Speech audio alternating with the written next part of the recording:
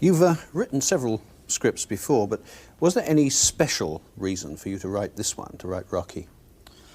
Well, I felt at the time that cinema, at least the movies I had been seeing, were at an all-time low. Everything was anti-society, anti-Christ, anti-government, anti-everything, and there was no one to root for. And I also feel that films are very cyclic, so I wanted to get back into the cycle of the films of the 40s and the 50s, where people say, hey, gee, I missed the good old films, yet Hollywood hasn't taken heed and hasn't made any good old-fashioned type films where morality was at the forefront. So I took the opportunity to write this particular film, of course, being somewhat selfish because I had myself in mind for it, but that was the main motivation. But it was fairly presumptuous of you, wasn't it, to expect to be able to star in it, because your career up to then had been small parts, right? Yeah, that's kind of you to even say small. Yeah, they were, I was mostly what is known as atmosphere, always in the background, or the guy that was the drunk that was being stepped over in the gutter, and other lame roles. But I felt that, geez, if I was going to go down, at least into professional obscurity, I wanted to at least have the opportunity to say to myself, well, you tried. You put your best foot forward, and you didn't make it. So that's what, I guess you might say, provoked me into writing the script, because it wasn't something that I had given a lot of thought to. I just knew that I had to do it one time, and it was innate.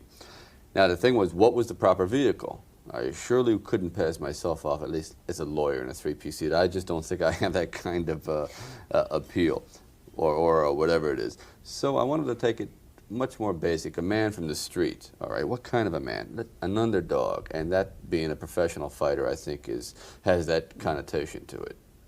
But, you know, when these big wheeler dealers got hold of your script and they were told that Sylvester Stallone wanted to star in it, they must have said, who? Right, or what? Or what, yes. Yeah. How did you sell yourself to them? Usually it's the old syndrome of knocking on the windows, pestering them, pressing my face in the door, honking their horn in the driveway. In other words, making a real pain in the neck out of myself. And slowly they began to see, well, perhaps he's got something. They first showed it to Jimmy Caan, and then Burt Reynolds and Ryan O'Neal and Gene Hackman and Robert Redford, and they showed it to all these people. But I kept saying, I work a lot cheaper and a lot harder and for a lot longer. And also I think that they were taken up with kind of like the pioneer spirit of it. It wasn't going to, it's a small movie. It was made for like 1/10 or 1/15 of what they pay on, say, a James Bond movie or Pink Panther. It cost about $1 million, in fact. Well, it came in at $960,000, which is what a good toothpaste commercial cost in the United States, really. So they didn't have that much to lose, but more than that, they really felt that this was kind of like a special movie that would appeal to the masses. And it's the kind of film that hadn't been done in quite a while, where there wasn't any cursing, yet you didn't miss the cursing and that type.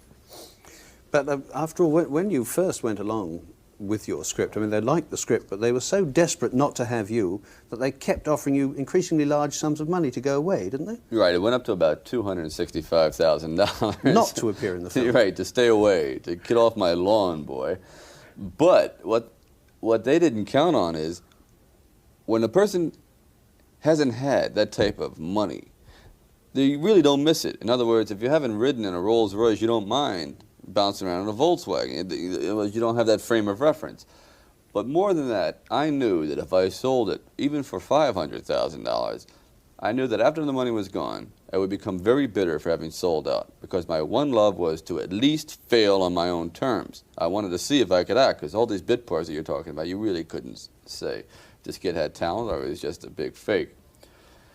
So they were caught up in kind of like the enthusiasm. Jeez, wow, my God, well, why not? All right, we'll give them a chance, and they put a lot of clauses in the contract, like if I fell in love with my leading man, or if, you know, if I curse a nun, or if I don't brush my teeth, or whatever, I could be removed from the script after production after 5 to 10 days.